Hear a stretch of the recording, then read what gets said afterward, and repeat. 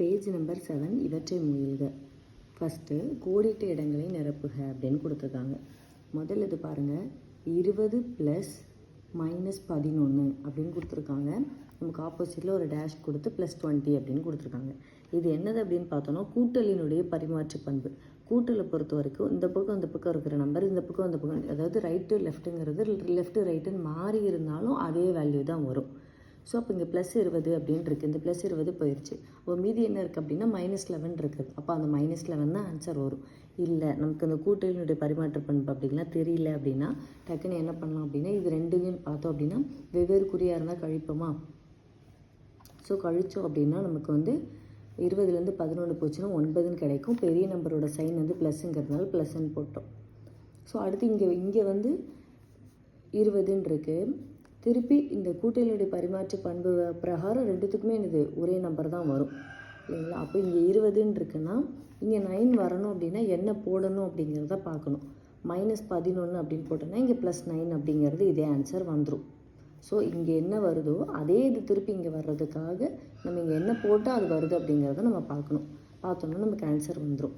அவ்வளோதான். இல்லை சிம்பிளாக ஞாபகம் இங்கே ப்ளஸ் அப்படின்னாலே இந்த நம்பர் இங்கேயோ இந்த நம்பர் எங்கேயோ இப்படி மாறி இருந்தாலும் அதோடைய மதிப்பு அதோடைய ஆன்சர் நமக்கு மாறாது. அடுத்து அதே இதில் செகண்ட் சம் பாருங்கள். -5 + -8 அப்படின்னு கொடுத்துருக்காங்க. ஈக்குவல் டு -8 + -5ன்னு கொடுத்துருக்காங்க. ப்ளஸ் டேஷ் தான் கொடுத்துருக்காங்க. இப்போ இங்கே -8ன்னு இருக்குது. அப்போ பேலன்ஸ் என்ன இருக்குன்னா -5 இருக்குது. அப்போ அந்த -5 போட்டால் ஆன்சர் வந்துடும். பாருங்கள், ஒரே குறியாக இருந்தால் கூட்டணும். அப்போ 5ம் 8ம் 13, அந்த மைனஸுங்கிறது அப்படியே போட்டுக்கிட்டோம். அப்போ இங்கேயும் என்னது அதே இப்போ -13 அப்படிங்கிறது தான் வரும். அப்போ 8ஓடு எதை சேர்த்தா அப்படின்னா -8ஓடு -5 சேர்த்தோம்னா -13 அப்படிங்கிறது வந்துடும். அடுத்தது மூணாவது கணக்கு, -3 + 12 அப்படிங்கிறத கொடுத்துருக்காங்க. அப்போ இங்கே -3 கொடுத்து இங்கே டேஷ் கொடுத்துருந்தாங்கன்னா இங்கே என்னது இந்த 12 + 12 அப்படிங்கிறது அப்படியே வந்துடும். ரெண்டும் என்னது வெவ்வேறு குறியாக இருந்தால் கழிப்போம். 12ல் 3 போச்சுன்னா 9, பெரிய நம்பரோட சைன் ப்ளஸ்ன்னு இருக்கிறதுனால ப்ளஸ்ஸு. இங்கே 12ல் 3 போச்சுன்னா 9, பெரிய நம்பரோட சைன் ப்ளஸ்ஸுங்கிறதுனால ப்ளஸ் போட்டுக்கிட்டோம்.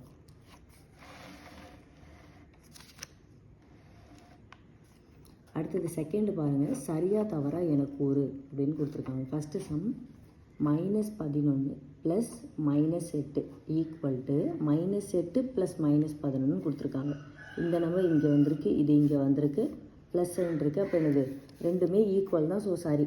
இல்லை நம்ம சால்வ் பண்ணி பார்க்கறனால பார்த்துக்கலாம். -11 -8 ஒரே குறியாக இருந்தால் கூட்டணும். அப்போது 11 8 19 -9 போட்டோம்.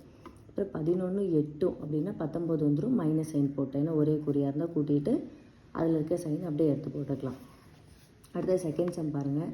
-7 + 2 அப்படின்னு கொடுத்துருக்காங்க. அப்போ இங்கே 2 + -7 கொடுத்துருக்காங்க. இது மாறி இருந்தாலும் என்னது அதே மதிப்பு தான். அப்போ இதுவும் சரி தான். வேணால் கரெக்டானு பார்த்துக்கலாம். -7 + 2 வெவ்வேறு குறியாக இருந்தால் கழிக்கணும். -7லேருந்து 2 போச்சுன்னா 5, பெரிய நம்பரோட சைன் மைனஸுங்கிறதுனால மைனஸ் போட்டோம். அடுத்தது -7 2 வெவ்வேறு குறியாக இருந்தால் கழிக்கணும். 7ல் 2 போச்சுன்னா 5, பெரிய நம்பரோட சைன் மைனஸுங்கிறதுனால மைனஸ் போட்டுக்கிட்டோம். அடுத்தது -33 + 8. அடுத்து அப்போ இங்கே என்ன கொடுத்துருக்காங்க, 8ன்னு கொடுத்துருக்காங்க. இங்கே -33ன்னு கொடுத்துட்டாங்க. அப்போ ரெண்டும் என்னது சரி தான். வேணுனாலும் சால்வ் பண்ணி பார்க்கணுன்னா -33 + 8. 33ல் 8 போச்சுன்னா ஏன்னா வேறு குறியாக இருந்தால் கழிப்போம். 33ல் 8 போச்சுன்னா 25, பெரிய நம்பரோட சைன் எடுத்து மைனஸ் போட்டாச்சு. அடுத்து 33ல் 8 போச்சுன்னா 25, பெரிய நம்பரோட சைன் மைனஸ்ன்னு இருக்கிறதுனால மைனஸ். இதுதான் சரி அப்படிங்கிறது கொடுத்துட்டோம். பேஜ் நம்பர் 8 கீழ்காண்பவற்றை சோதிக்க அப்படின்னு கொடுத்துருக்காங்க. அதில் ஃபஸ்ட்டு இது -2 + -9 அப்படின்னு ப்ராக்கெட் கொடுத்துட்டாங்க. +6 ஈக்குவல் டு -2 + -9 + 6 அப்படிங்கிறத நமக்கு கொடுத்துருக்காங்க. இது என்னது அப்படின்னு பார்த்தோன்னா முழுக்களின் கூட்டலின் சேர்ப்பு பண்பு அப்படின்னு சொல்லுவோம். இதுவும் அதே தான் பாருங்கள். இப்போ -2ங்கிறது இருக்குது, இங்கே -2 இருக்கா, -2 இருக்குது. அடுத்து இங்கே -9ன்னு இருக்குது, இங்கே -9ன்னு இருக்கா, -9ன்னு இருக்குது. இங்கே +6ன்னு இருக்குது, இங்கே +6 இருக்கா, இருக்குது. எல்லாத்துக்கும் நடுவில் ப்ளஸ் இருக்கா, இங்கேயும் ப்ளஸ் இருக்குது, இங்கேயும் ப்ளஸ் இருக்குது, இங்கேயும் ப்ளஸ் இருக்குது, இங்கேயும் ப்ளஸ் இருக்குது. அப்போ ரெண்டு ஈக்குவலானால் ஈக்குவல் தான். இதுதான் முழுக்களுடைய கூட்டலின் சேர்ப்பு பண்பு. நம்ம முன்னாடி 2 நம்பருக்கு பார்த்தோம். இப்போ இங்கே ப்ராக்கெட்லாம் இப்படி போட்டு நிறைய போட்டிருக்காங்களே அப்படின்னா ப்ராக்கெட்லாம் போட்டாலுமே இங்கே ப்ளஸ் இருந்துச்சு இல்லை மைனஸ் இருந்தது. மைனஸ் நம்ம அடுத்ததில் பார்ப்போம். ஸோ இப்போதைக்கு ப்ளஸ் இருந்தது அப்படின்னு பார்த்தீங்கன்னா இந்த நம்பர் மாறி மாறி இருந்தாலும் என்னது அது ரெண்டும் ஈக்குவல் தான் அப்படிங்கிறது தான். ஏன்னா நம்ம சால்வ் பண்ணி பார்க்கணும்னா போர்ட் மாஸ் பிரகாரம் ஃபஸ்ட்டு என்ன பண்ணுவோம், ப்ராக்கெட்டில் இருக்கிறத சால்வ் பண்ணுவோம். இப்போ இதில் ப்ராக்கெட்டில் -2 + -9. அப்போது ஒரே குறியாக இருந்தால் என்ன பண்ணிக்கலாம், கூட்டிக்கலாம். 9 2 11. இந்த சைன் எடுத்து அப்படியே போட்டேன். -11. இந்த +6 அப்படியே போட்டுக்கிட்டோம். அடுத்து பாருங்கள், -11 + 6 வெவ்வேறு குறியாக இருந்தால் என்ன பண்ணணும், கழிக்கணும். 11லேருந்து 6 போச்சுன்னா 5, பெரிய நம்பரோட சைன் எடுத்து மைனஸ் போட்டுக்கிட்டோம். அடுத்து இங்கே பாருங்கள், இந்த -2 அப்படியே வச்சுக்கிட்டேன். ஆனால் முதல்ல சால்வ் பண்ண வேண்டியது இதுதான்.